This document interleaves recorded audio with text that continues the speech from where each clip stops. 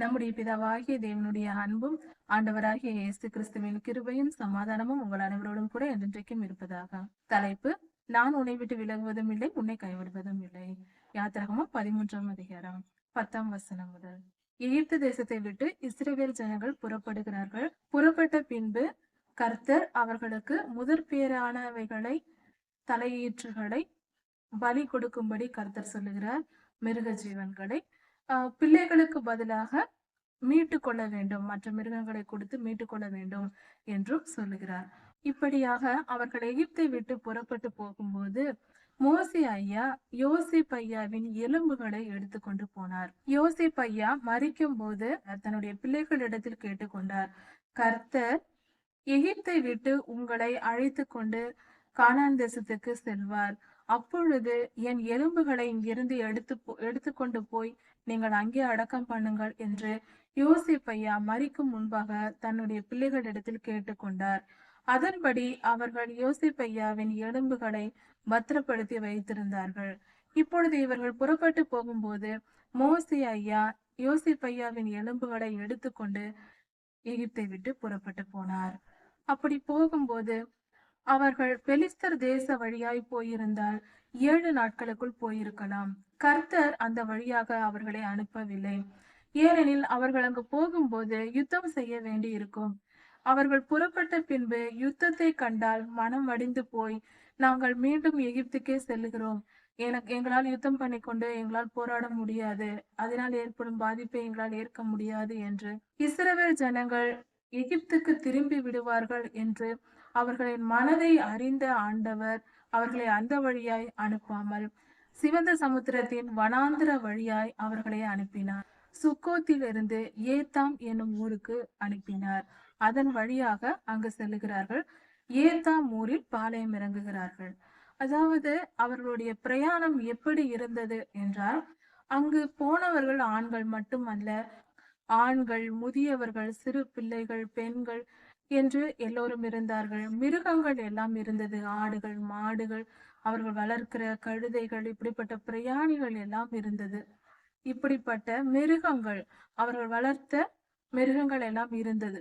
இப்படி எல்லாவற்றையும் அவர்களால் சுமந்து செல்லக்கூடிய அளவுக்கு அத்தியாவசியமான பொருட்கள் போன்ற காரியங்களை அவர்கள் எடுத்துக்கொண்டு புறப்பட்டார்கள். அதனால் இவர்கள் எகிப்திலிருந்து புறப்பட்டவர்கள் 6 லட்சம் குடும்ப, அதாவது ஆண்கள், பெரியவர்கள், திருமணமானவர்கள்.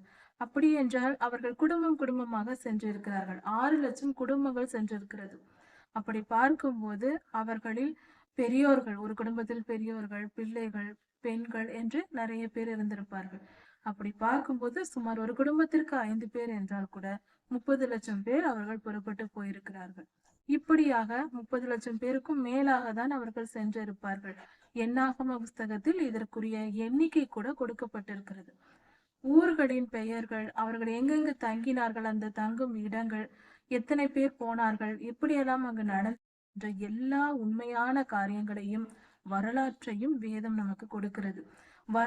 அதாவது கிறிஸ்தவர்களாய் இருப்பவர்கள் ஒரு வருடத்தில் ஒரு முறையாவது வேதாகமத்தை துவக்கத்திலிருந்து முடிவு வரை படித்து விட வேண்டும். இதில் ஒரு பொக்கிஷம் இருக்கிறதே என்று சொல்லலாம்.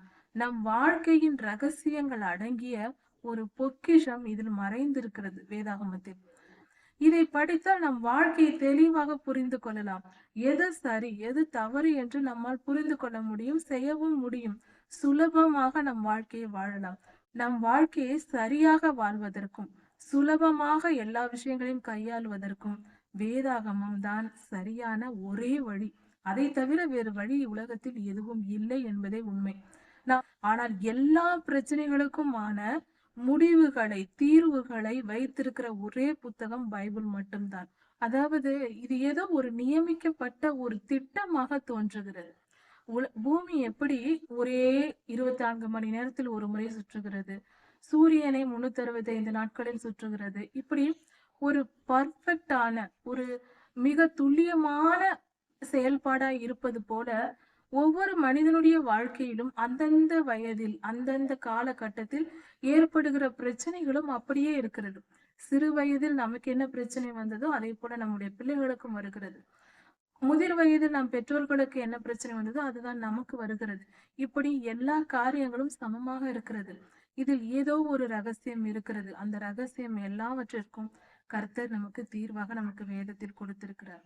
வேதத்தை தான் நம்மை இந்த காலத்தில் நியாயப்பிரமாணம் என்று சொன்னாலே, பழைய ஏற்பாட்டில் நியாயப்பிரமாணம் என்று சொல்லப்பட்டிருக்கிற காரியங்கள் அவர்களுக்கு அந்த உபாகமம் புத்தகம் வரைக்கும் மட்டும் 5 ஆகமங்கள் மட்டுமே இருந்தது. அதனால் அது அவர்களுக்கு போதுமானதா இருந்தது. அதை தான் அவர்கள் கடைபிடித்தார்கள். நியாயப்பிரமாணம் என்று சொன்னார்கள், கட்டளைகள் என்று சொன்னார்கள். அதெல்லாம் சரி. ஆனால் இன்று நமக்கு வேதத்தில் உள்ள எல்லா வசனங்களும் நமக்கு நியாயப்பிரமாணம் தான். அதாவது அது நியாயப்பிரமாணம் என்று பழைய ஏற்பாட்டில் கொடுக்கப்பட்டிருக்கிற ஒரு குறிப்பிட்ட பகுதி மட்டும் அல்ல. புதிய ஏற்பாடு முழுவதும் கட்டளைகளும் நியாயப்பிரமாணங்களும் அடங்கியதே. அதனால் நாம் எல்லா காரியங்களையும், வேதத்தில் இருக்கிற எல்லா காரியங்களையும் நாம் கடைபிடிக்க வேண்டியதுதான்.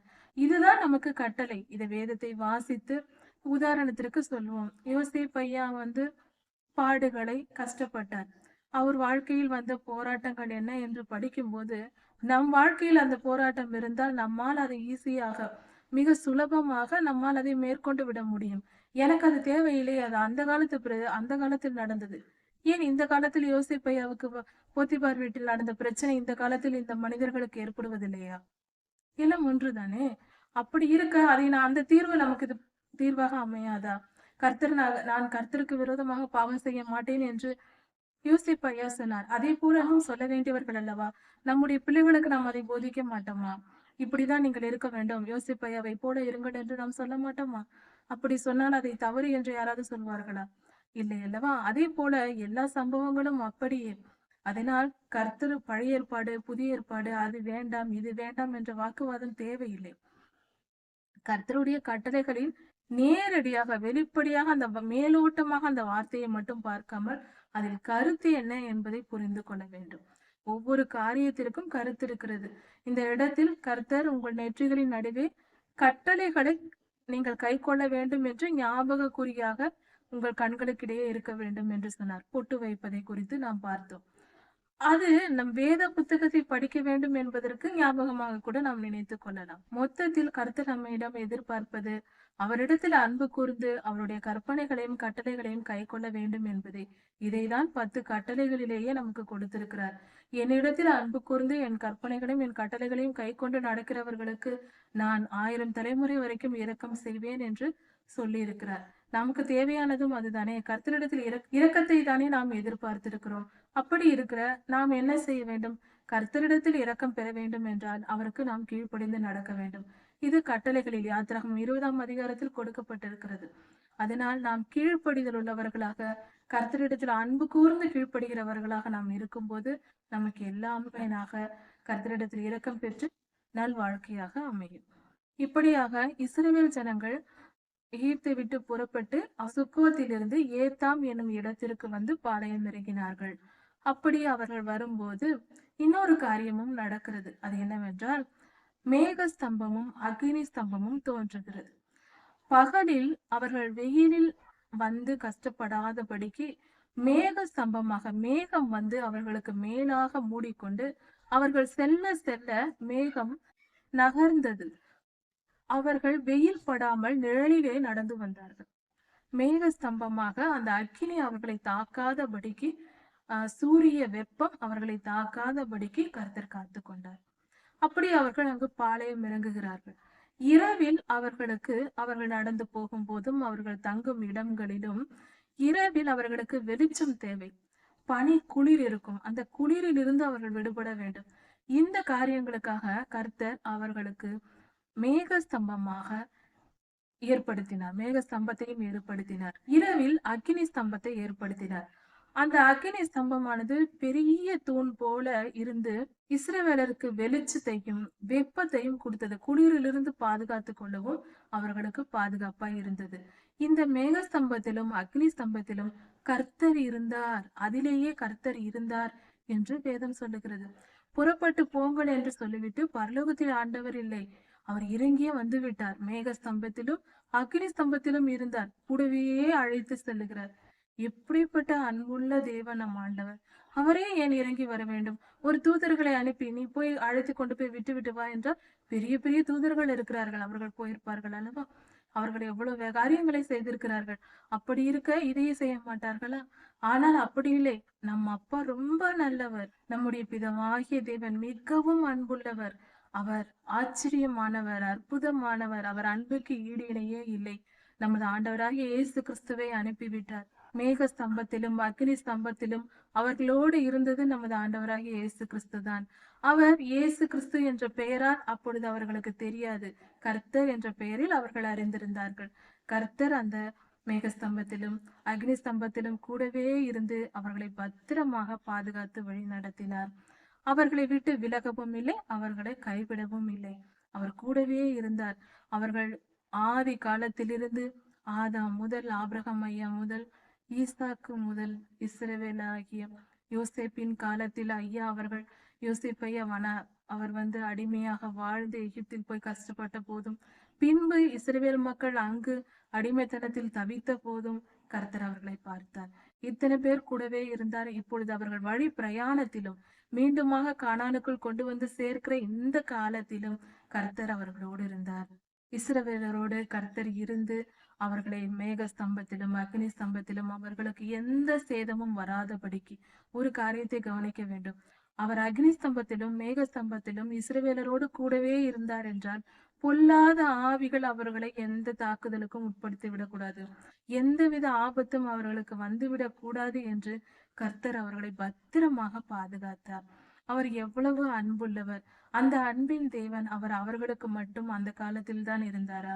நேற்றும் இன்றும் என்றும் மாறாதவர் நம் ஆண்டவர் அல்லவா? அவர் என்றும் அவர் கர்த்தர் இப்படிதான் நம்மை காத்து கொள்கிறார். நம்மை விட்டு விலகுவதும் இல்லை, அவர் கைவிடுவதும் இல்லை. நம் கூடவே இருப்பார்.